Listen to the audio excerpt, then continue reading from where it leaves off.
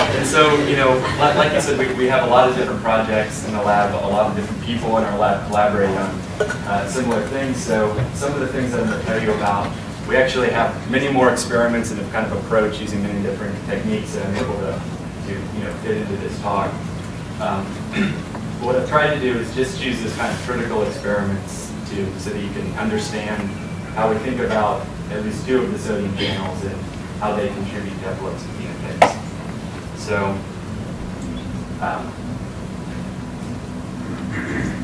first of all, just some really basic information about epilepsy. It's a CNS disorder of hyperexcitability and hypersynchrony. It's defined as having two or more unprovoked seizures. It affects a lot of people, up to 2 to 3% of the population of the United States. And about 30% of patients with epilepsy are refractory or won't respond well to treatment, which kind of highlights the need to continue to develop therapeutics. And there's a really strong genetic component to epilepsy. There are many epilepsies that are known to be caused by genetic mutations. And if you look further at those epilepsy risk genes, what you'll find is that many of them are in channels. And this is sort of makes a lot of sense. After all, it's channels that that make neurons excitable, and epilepsy is a disorder of hyperexcitability, so you might expect to find this. But if you look further at the channels, you'll find that the voltage-gated sodium channels are particularly important. In fact, there are more patients have been identified, that is epileptic patients, have been identified with mutations in SCN1A than any other gene. So it's like one of the primary risk genes for epilepsy. And we've known for a while that SCN2A and SCN3 mutations can also lead to epilepsy.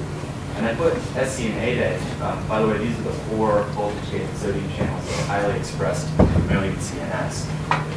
So we've got all of them here, but SCN8A actually is, I have it here not so much because it's an epilepsy risk gene, but because we know that it's highly expressed in the brain, but we have very little clinical information.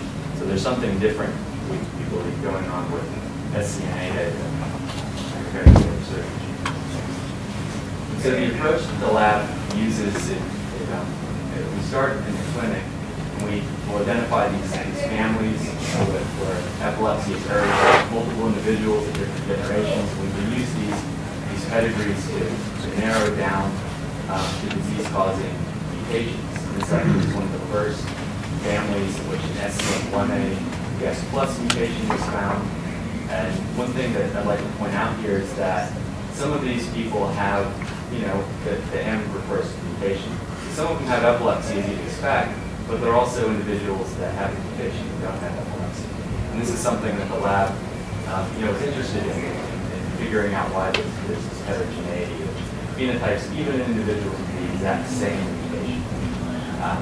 So the approach that we use to study these mutations further is to knock them into what we create knock-in mice, where we're able to basically create the exact same genetic alteration in the mice and then use that as a model for the epilepsy.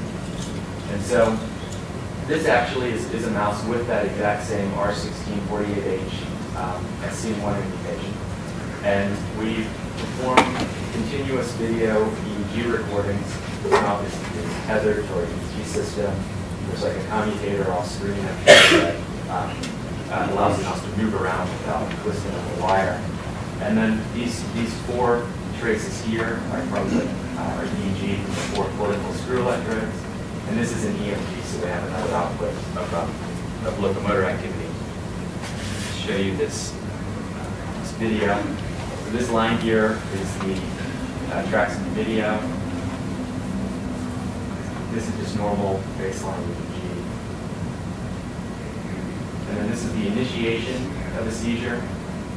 You might notice that the behavior really isn't very pronounced at all. It's part of why it's so important to do EEGs to really get a good picture of the epilepsy. And then the mouse begins to head nod a bit. There's slowness.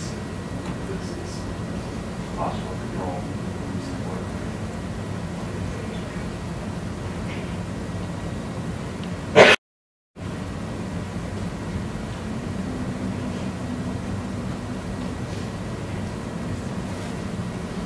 might notice that after the seizure ends over here, the EEG becomes very uniform in level and amplitude. And this is a called a refractory period where it becomes, for a short period of time, very difficult to elicit another seizure. And then that will end and the EEG returns back to baseline. So that's sort of, it's sort of striking how well the models work. I mean, we take an epilepsy mutation from the clinic, we put it into the mouse.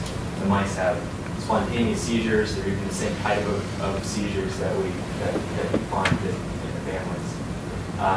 But in addition to measuring these EEGs, we also use proconvulsant compounds in order to elicit seizures. And so this allows us to, cause even, say, wild-type mouse to have a seizure, and we can measure the latency, the time it takes for these different seizure behaviors to occur. I'll just go through the chlorophyll paradigm just really quickly. We take a mouse and put it in a box and then drip this proconvulsant compound chlorophyll into the box, and we measure the time that it takes for the mouse to seize as it breathes in that compound.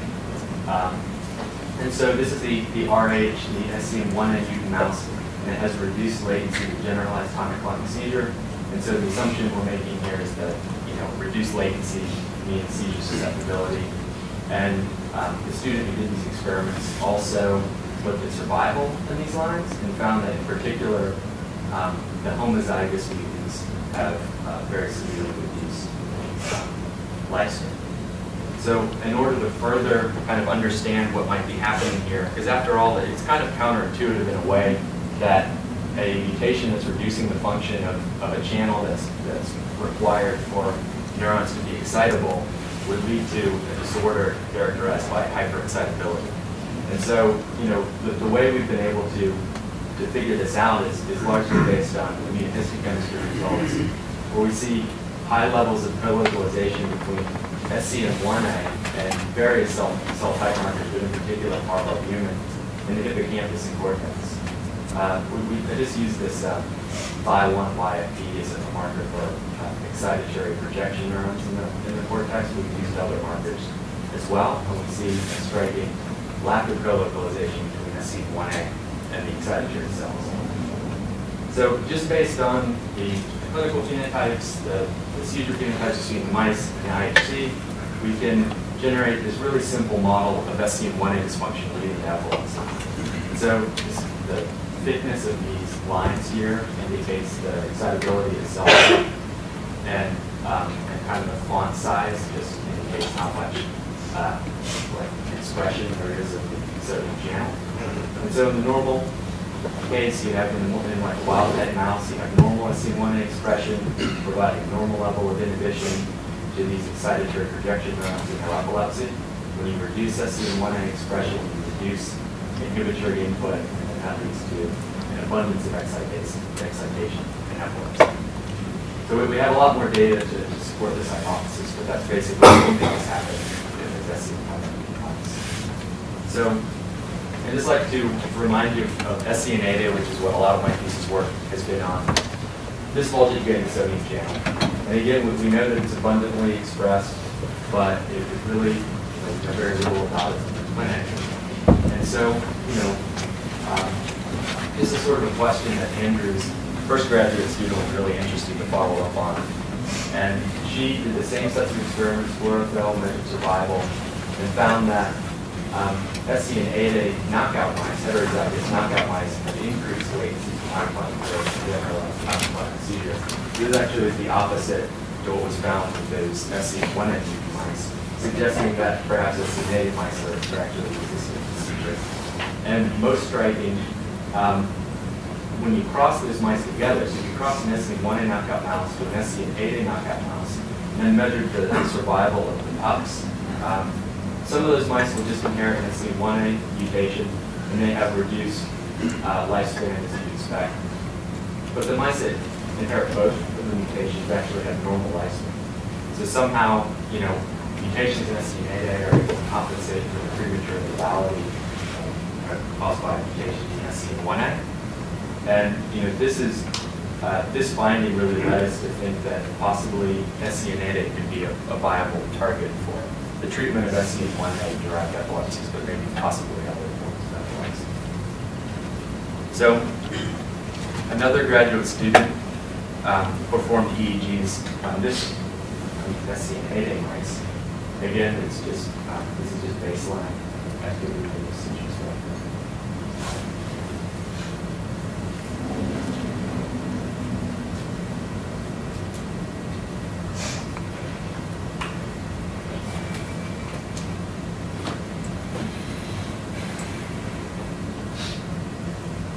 So I chose this particular image because he has some EMG activity, and then you can see these really nice absence seizures. They're much shorter in duration. They're non-convulsive, unlike the generalized tonic-clonic seizures. They're known to involve different brain structures, different cell types, and so these are really very different form of epilepsy. In fact, different genes are thought to cause, are associated with generalized tonic-clonic seizures and absence seizures. So now we have, sort of interesting, we have a mouse that's resistant to proconvulsants and SCN1A, epilepsies caused by SCN1A, but then they're generating spontaneous absence seizures. And so, using kind of the same approach that we use with SCN1A, I did some IHC to try and see where is SCN8A expressed, and maybe that could lead us to, some hypotheses that we could test. This figure actually doesn't look like a whole lot, but this is probably the figure that I'm most proud of in my entire PhD. These sodium channels are actually really difficult to get to work. The antibodies are difficult to get to work, and this is very clean and knockout mice. It fits well with what other people have reported. So I did a co-localization experiment where we used SCN8A antibody and an anchorin G antibody, which marks axon initial segments, and is known to be highly expressed in a lot of different cell types, but particularly excitatory projection neurons in the cortex. And you see a remarkable degree of overlap. It's something like 90% of these anchorin G positive axon initial segments are also SCN8A positive. And this image is like 100x zoom. This is actually a Z-stack that I've collapsed into 2 dimensions, so you can kind of better see these processes that are all computed. So just based on that, we can kind of expand on our model to include protection by SCN8A. So again, in a normal mouse or a normal person, you have normal amount of inhibition, normal amount of excitation, or epilepsy. When you reduce SCN1A, you have leads to a reduction in inhibition, too much excitation in epilepsy.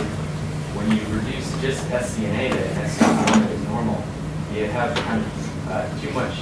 It's not really too much inhibition. Inhibition is normal, but you have too little excitation in these excitatory projection neurons. We think that is what leads to the generalized tonic-clonic seizure resistance, but maybe possibly also absence seizure generation. And then when you cross the two mutants together, you have reduced SCN8A and reduced SCN1A. The relative excitability of the broad cell types is restored, and this again is associated with generalized tonic-clonic seizures. Yeah. What's the pathology associated with the absence seizure? So it's pretty obvious if you have a tonic-clonic seizure, it's going to cause all kinds of inflammatory response in the brain. But what's happening during that? I believe that there is some evidence that it can cause learning and memory deficits, but it seems to be pretty mild. I mean, it seems like the biggest sort of problem is that you're spacing out from time to time, and so you can't do simple things like drive a car. And these people often don't even realize that they've had a seizure. You're sort of unconscious during. So even though there's not really physical signs, it still will be causing cognitive defects during that. Yeah, well, you could imagine if you're trying to perform some complicated task that takes several minutes to perform, and you're constantly being interrupted by these seizures. That might disrupt your ability to do that. kind of along the same lines, you during those absence seizures, you did have a lot of synchronized movement activity. So is it thought that that occurs in the inhibitory network? Or? Yeah, there's a pretty well-described thalamocortical network that generates those seizures, and kind of the primary inhibitory cell type in that network are these thalamoreticular neurons, which sort of surround the thalamus and provide a great deal of inhibition into the thalamus. So it's not really clear. I'm going to get to it again. It's not really clear if it's just thalamoreticular neurons, or you could also step a layer out. It could be like cortical interneurons that are having some effect on like the corticothalamic or thalamocortical aspects of that axon circuit.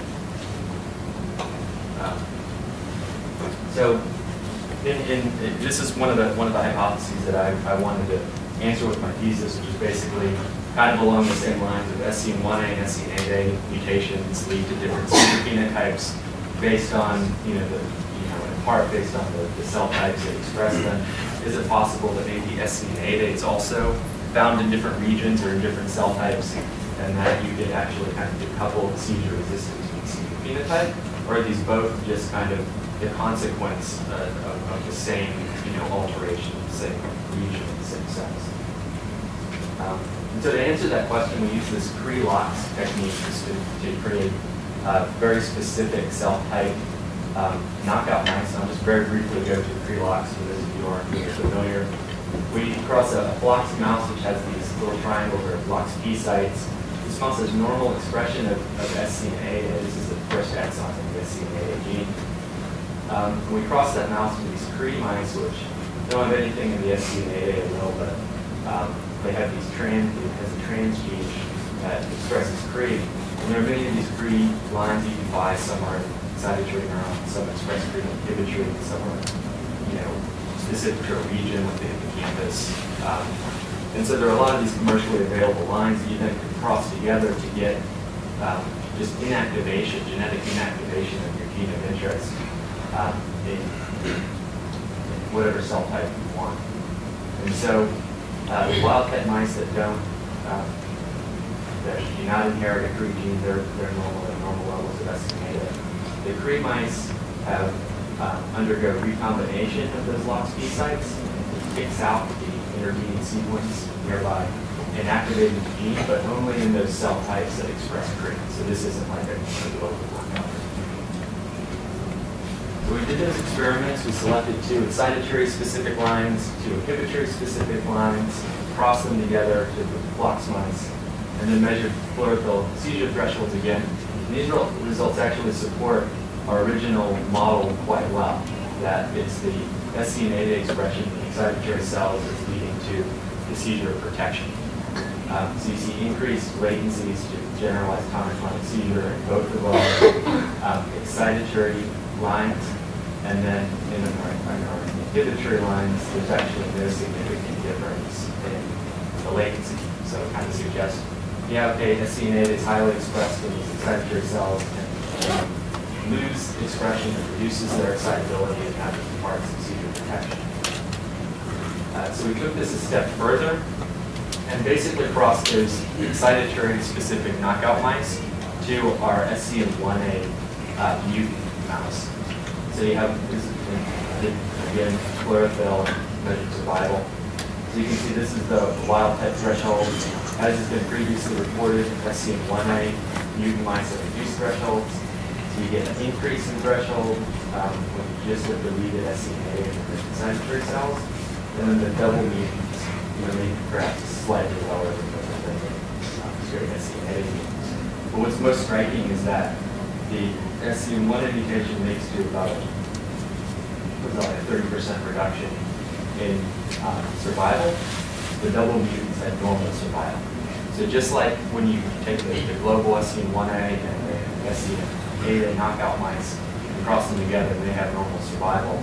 But when you just inactivate SCN8A in those excitatory forebrain neurons, that also is sufficient to normalize survival. Do you think that the altered latency is sufficient to explain the survival differences, or there could be some mechanism? Yeah, that's a really good question. I think that you can explain it, but that doesn't necessarily mean that there aren't other things going on. It could be, could be more complicated. So this is a very sort of unexpected finding. It's not something that was predicted by our model at all. We kind of expected to see, if anything, absence seizures in the same mice that were resistant to the convulsive compounds. But those mice had normal EEGs, and in fact, the mice that had the inhibitory cell deletion, they were the ones that had these spontaneous absence seizures. And if you quantify this, they're having almost 100 seizures a day, which is right in line with what you'd see in an SCNA mouse. So, in summary, those results conclude that the tonic-clonic seizure resistance is an excitatory neuron-dependent phenotype, and I think that the absence seizure generation is inhibitory neuron-dependent. And the experiments that I'm doing right now is kind of following up on this further and trying to understand that a little bit better. This is my last kind of like future direction sort of data slide. I think we're going over a little bit of time, but so we, in following up on the therapeutic potential to target SCNA, we developed this shRNA, which binds to SCNA, the mRNA transcript and targets for degradation as a method to reduce the expression of SCNA. We get really nice, so we targeted the hippocampus here. We chose the hippocampus based in part on the pre-results, but then also we have some data from the clinic that suggests that in Dravet syndrome and other SCN1A epilepsies, the seizure actually originates in the hippocampus. So we injected this AAV into hippocampus. We get really nice expression in CA3, some in CA1, and nice expression in PG. We did this in wild-type mice to knock down SCN8 expression just in hippocampal neurons in wild-type mice. And a postdoc actually did these experiments. She found that just hippocampal reduction of SCN8 is sufficient to increase latency support of those seizures. And then this is really striking. We injected the AAV into SCN1A knockout mice. You can see that there's knockout mice that just received GFP, AAV GFP as a control. We lost like 60% of them. But then those mice that received the SCN8 knockdown, I think there were two mice that were lost here. So there's really a dramatic change in survival just from a hippocampal reduction of SCN8 expression. And this is some stuff that I'm working on right now with some help from an undergraduate in the lab. And we're just measuring the frequency of spontaneous seizures in those knockout mice treated with shRNA or DMP. And the preliminary results at the low end, they're looking really pretty amazing. The GFP mice are having about a seizure and a half a day, and the shRNA mice are actually haven't detected any seizures at all in those mice. I'm really actually kind of surprised that it's this clear. I don't really expect that to hold out. The whole data set is put together. But right now, it's really nice. So before I go to my acknowledgement section, I have to say that I tried something a little bit unconventional.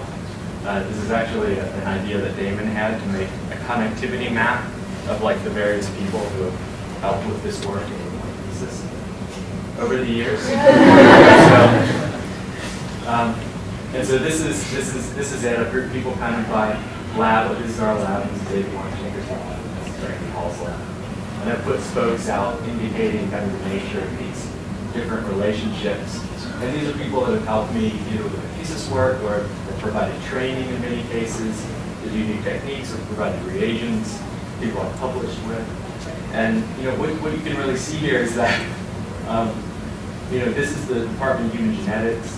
This arc is for pharmacology, neurology, biology, psychiatry, and these are the Yerkes people.